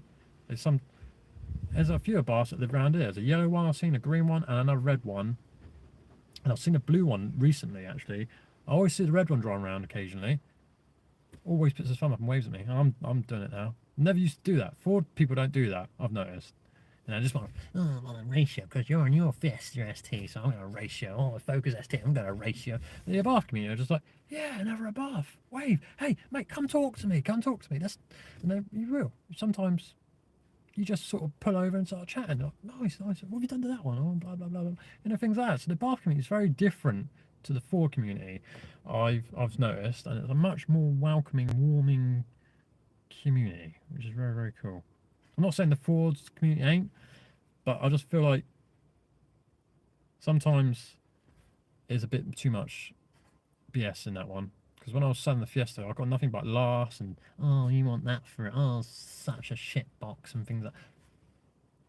And then you're going to, someone's selling Bath for a little bit more than it actually needed to, but people are just like, oh, that's a good price actually. It's done quite a lot to it. Yeah, good luck selling it and things like that. So it's completely different communities. Same when I had my Renault Twingo, the Renault community. I had my Renault Clio Sport I recently sold with the Clio. Again, the community was very, very different. They had their little quirks and things like that. But the Bath community, like I said, is just a different experience. They are the most friendliest, happiest people you'd ever meet because they're in such a cool little car. And everyone says, if you've never experienced one of these, experience one. I've liked these cars for a long time. Never really experienced one until I drove one. I was never really interested. I hate the Fiat 500, the normal one. You always see pretty blondes driving. They're always doing their hair like that in the mirrors and I'm driving, lipstick, driving again, lipstick, do that. Eyelashes, I'm driving, traffic lights, and then they stop and they get their phone out and they start dancing in front of their phone and then doing their hair. That's a Fiat 500 owner right there. So I never really liked the Fiat 500. Then the Abarth was here, and I was like, I really like that. And they sound amazing. They almost do sound like a 5-cylinder as well. Under load, they almost have like a rumble there. It's a very, very cool noise that comes out of these cars. And I was hooked. And I went and test drove a few. I test drove 5, I think.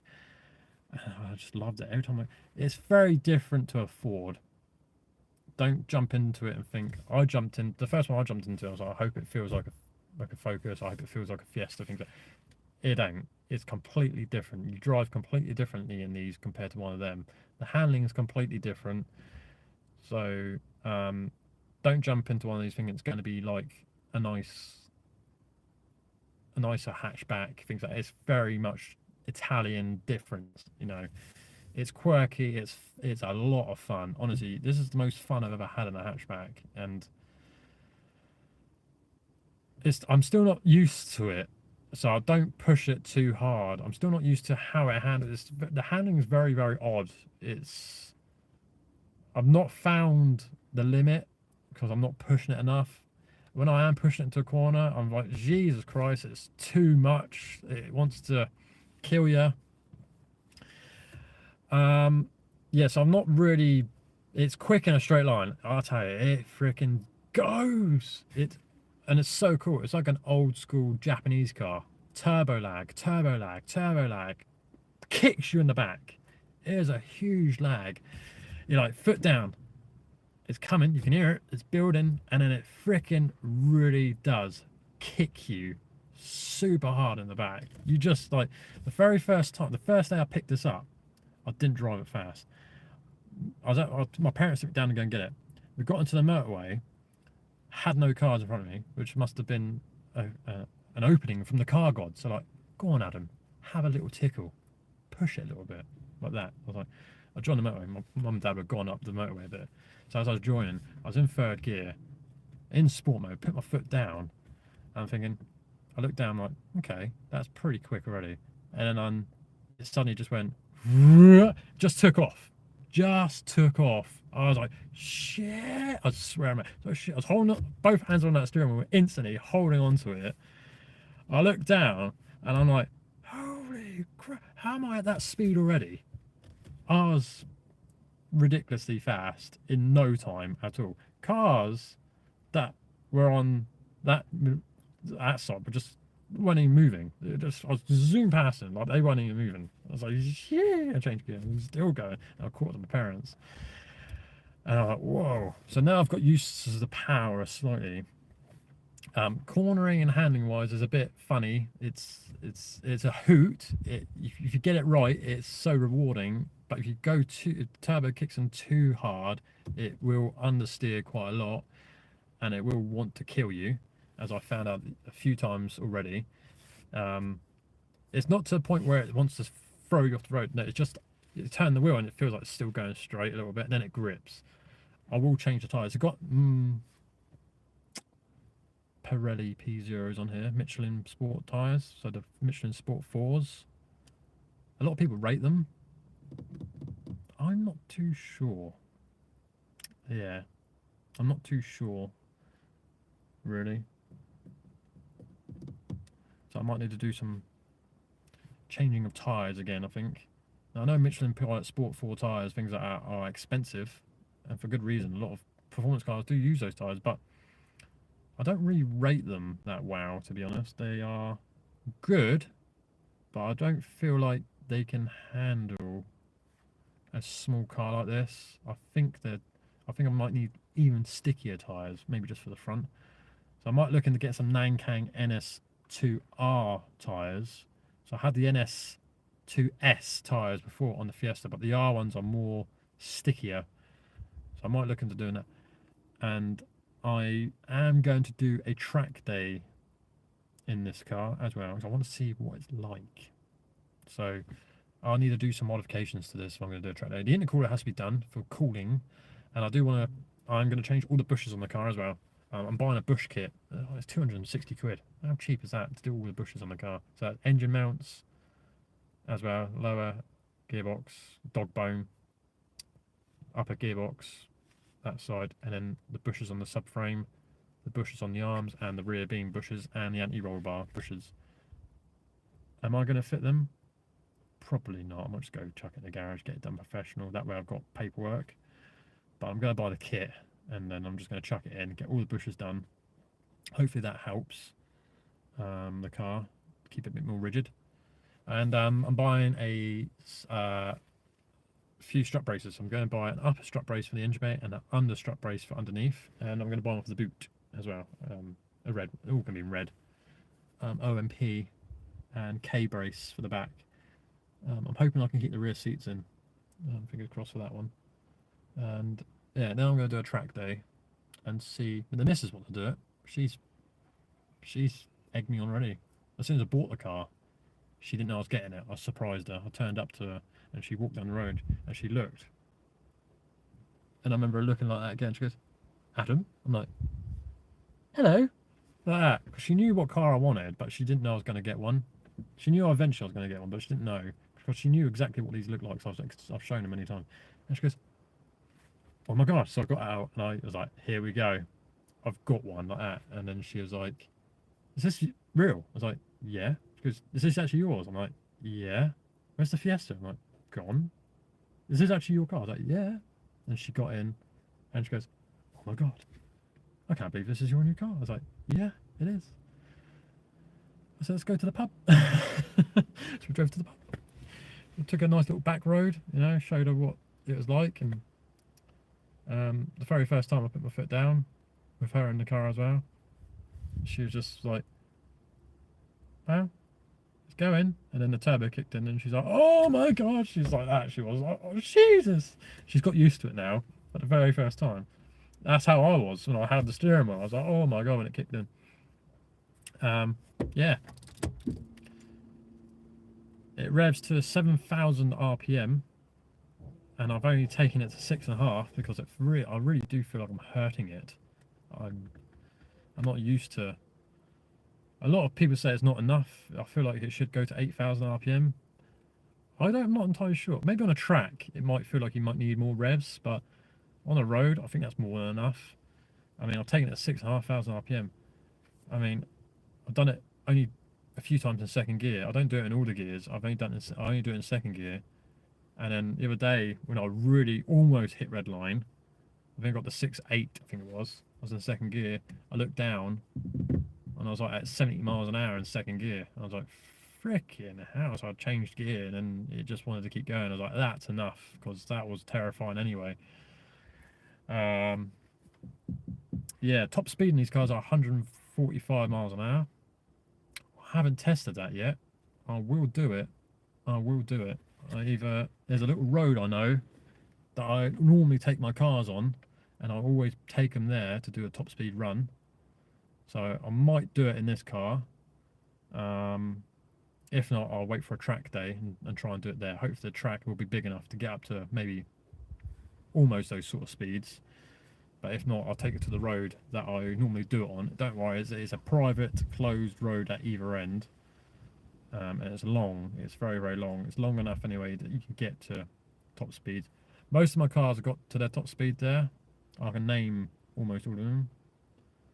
Apart from the Focus ST, it went above its top speed and wanted to keep going. And then I chickened out because the front end's starting to get light. I still remember it like it's yesterday as well. It was fun. As soon as I went into sixth gear, it just kept pulling. You felt yourself getting sinking more into the seat as it kept pulling. And I looked down and I'm like, that is not going to let off. It just wanted to keep going and going and going. I let off because, like I said, the front end, you felt it start to go lifting and getting lighter. And I was like, that'll do. That will do. I think the last thing I remembered in the Focus ST when I looked down, I think I hit 100. Sorry, I thought it was a dog or a kid running around the corner there. Then I thought 161, I think it was, in the Focus. My Peugeot 306 back in the day, I did do 138 in that. Top speed in that car was 135, so I went a lot slightly over. My Clio 1.2 back in the day was top speed 115 miles an hour, and I actually hit 117 miles an hour in that car. Still remember that.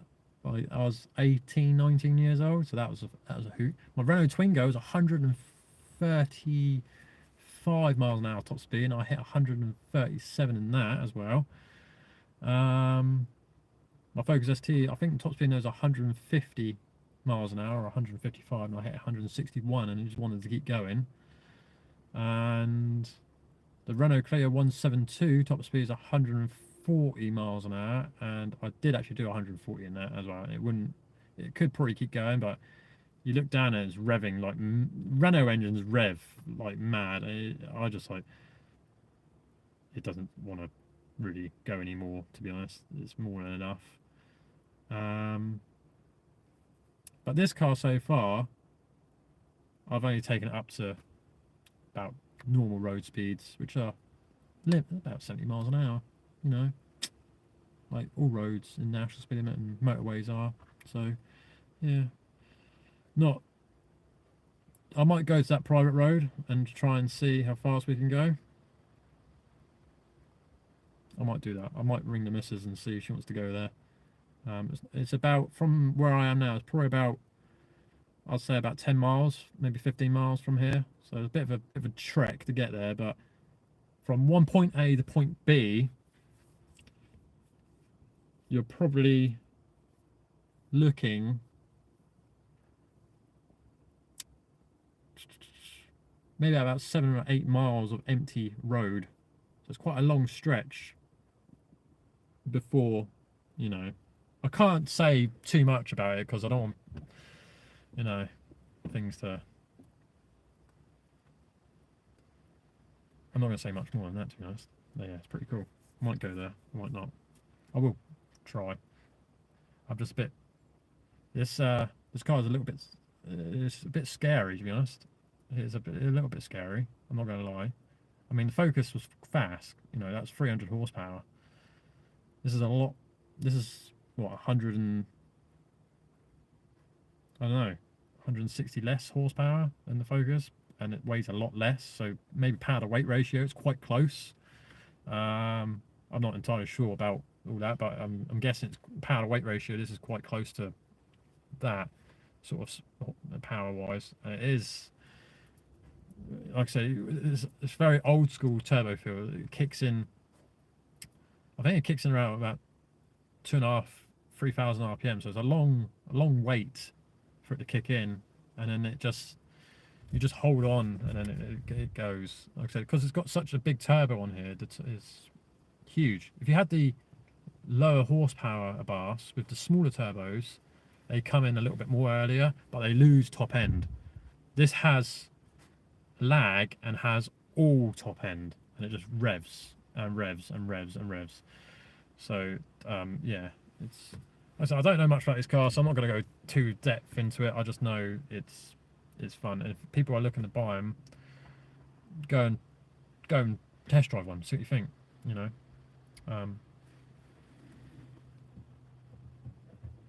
I've had a few people. I've had I don't know what that is. Is that a plaster? Weird. I've had a few people who've sold their Fiestas recently and things like that, thinking about buying one.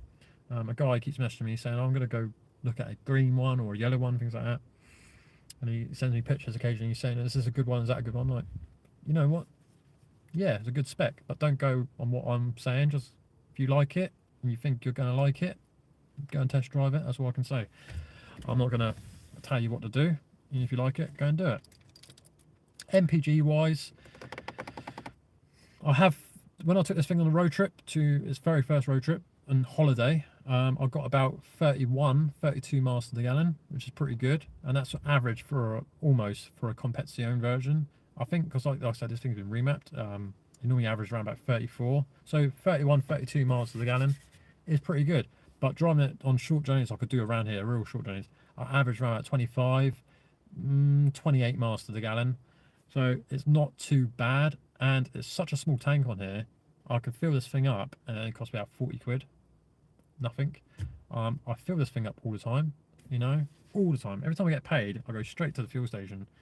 I chuck about 20, 30 quid. I've already got about half a tank anyway, and then it clicks. I'm like, oh, the tank on these cars are tiny, absolutely tiny. I think it's like a 38 litre tank, maybe a 35 litre tank, so it's a tiny little tank. And I got all the way to Weymouth and back on one tank, so averaging that MPG, I think I got a full tank that's about 380 miles, I think it was. But if you drive it slowly enough, you can probably just get over 400 miles to a tank, which wasn't too bad. And I had a lot of weight in it. I had me, the missus, and the kid, and a full boot of luggage, and I was still averaging about, like I said, about just over 30 MPG. So it done really, really well. And I didn't drive it at all on holiday because we was on the campsite, and there's so much activities and things to do on the campsite, and the beach was over the hillside. So you come out the campsite, over the hill, down the other side, an arcade down there, fun fair, and a beach. So we were there, and it's all on the doorstep. So I didn't drive this thing on holiday, and also the campsite had such aggressive speed bumps. Everyone's scraped going in. Now my car's lowered, and I saw it. It was so freaking high. I had to get the missus out, I had to get the kid out, and I had to get my missus to watch me go so much at an angle to get over the speed bump just to get into the campsite. I held up so much traffic. people coming in and people wanting to get out the campsite. The people that work in the campsite also were holding traffic so I can get over the bump, because like I said, I've got a split on here. I've already caught it slightly, and getting over that bump, I was so freaking nervous. No word of a lie. I even said to the people that work there, I said, why did you build such a huge ramp in here? I said, that is ridiculous. I said, even my fours were struggling and slowly going over it. I was just so lucky that on the other side of the road, because I had to go so much at an angle, on the other side of the road, is that because it's worn so much, the ramp has sort of sunk a little bit, where it's enough for me to get over and not touch the splitter. And as I came down the other side, they had bits of wood there, so I went on and then I got into the campsite and I parked the car up. But when I left, I found another way out, which was around the hump, through static caravans, through theoretically their garden parking area. I drove through that, off the curb, because the curb was lower than the speed bump. That's how big the bump was. And I went slowly off the speed bump. I was like, oh, that's much better. And I got out of there. So yeah, I didn't take this thing out on the roads around Weymouth. How much I would love to, because some of the driving roads around there are quite nice, but it was a holiday area, so it was quite busy. So we took like public transport to certain places. But yeah, the Bath did really well on its holiday. Loved it. Anyway, I'm going to go work on that headlight now. So thank you all so much for thank you. You can tell I've not done this in a while. Thank you all so much for watching this video. That was what I was supposed to say. I hope you've enjoyed it. I know I ramble. I'm just trying to get so much information in and just give you a huge update on everything and just talk to you normally without any BSing. Yeah, and show that the Fiesta's gone. This is the new whip, and I hope you'll. I like it. I don't care what anyone thinks. I don't care. They say, oh, you can have gone for a Ford. No, I'm done with Fords. I've had Ford. You know, Renault. I wanted to try something completely different, something I've wanted for a long time, but never bit the bullet. And I was like, stuff it. I'm doing it. I ain't got a. My life was so shite before.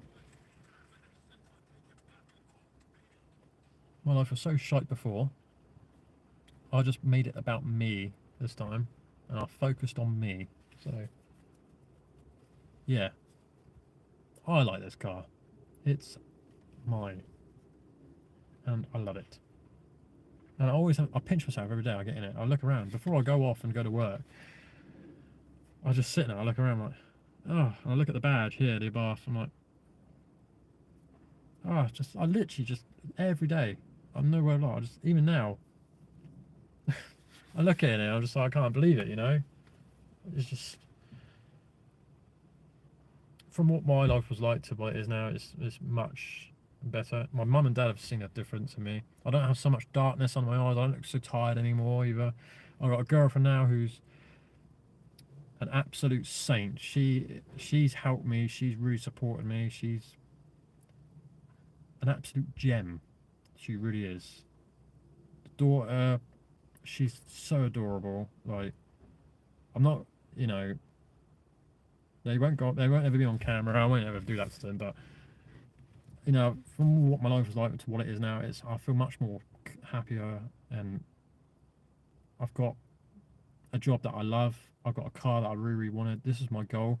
My goal when I came out was get myself a job, get myself a place, get myself a car, get this car what I wanted, and I've done all of that.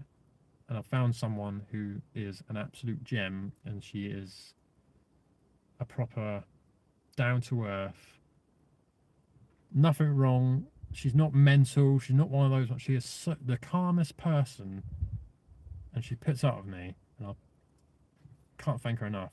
She's so much like a nerd like me. She's into gaming.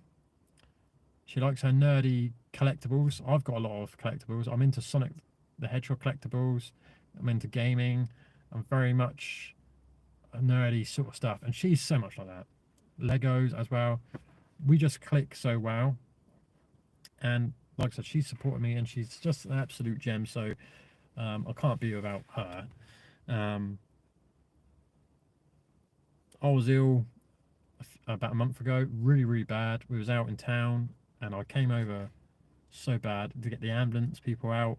That's how bad I was. And she was proper in hysterics and really feeling it for me. She called an ambulance for me as well, and she just supported me, and she is so worried about me, like any sort of girlfriend would be. And then the daughter as well, she just gets in, oh, I hope Adam doesn't go to the hospital and things like that. Oh, can we go out and visit him if he does, things like that. But I got myself better, and then yeah, she is just an absolute. Like I said, if she's watching this, you know what you like with me. You know, if you put up with me, and I can't thank her enough either. So yeah, I like to thank my family. I like to thank my girlfriend, and I like to personally thank myself because I have got to where I wanted to get to now. You know, I've got what I wanted, and I love it. It's great. And now I'm going to go work on it a little bit because I think it's going to rain. So again, thank you all so much for watching this live video. I really, really do appreciate your time sitting here and watching this. Yeah, just enjoy the videos that I have got on my YouTube channel. I hope you all enjoy them. Like I said, they are old, so just think about that before you leave a nasty comment, or if you are commenting positive things on there, thank you. Like I said, but think about what you're writing before you there's a lot of hate in the world, and the UK is completely crap anyway. You know, we have a government that has no idea what they're doing. The UK's going downhill, the rioting.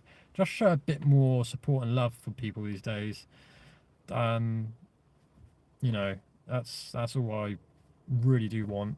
You know, the world's already a horrible, hateful place.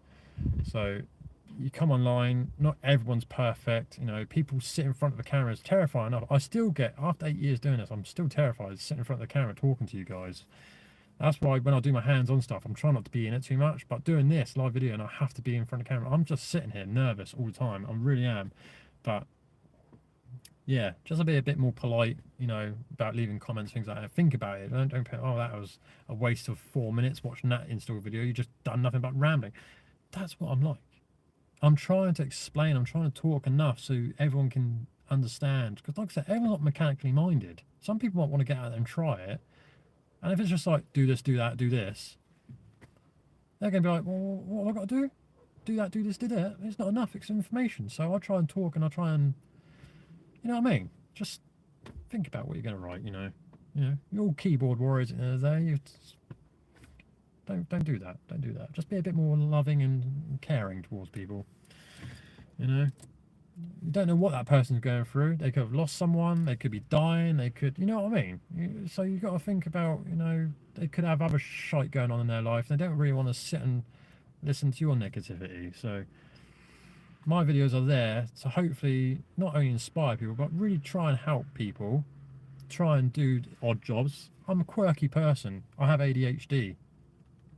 You know, I have anxiety, I have depression, so I have a lot of, but you know what, that's just what I'm like. You know, my ADHD is super annoying. You know, a lot of people have it these days. Oh, I've got ADHD.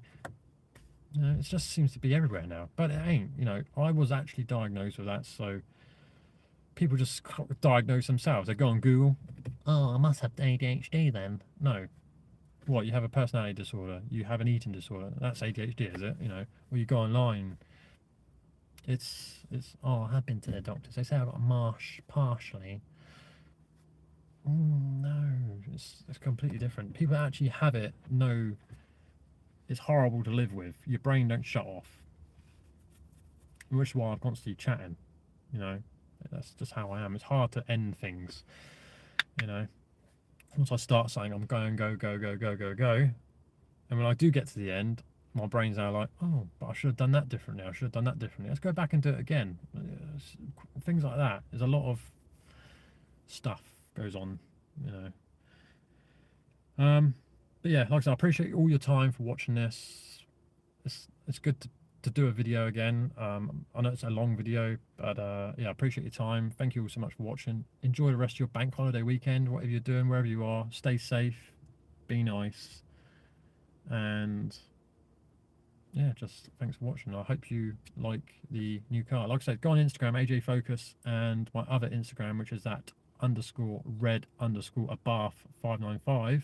Instagram page. If you can't find it, go on the AJFocus Instagram page because it is linked on there if you want to find the Abath Instagram page. There's videos, there's pictures of things I do on the car on that page. It's not on the AJFocus page because it's not part of the channel until a little bit now.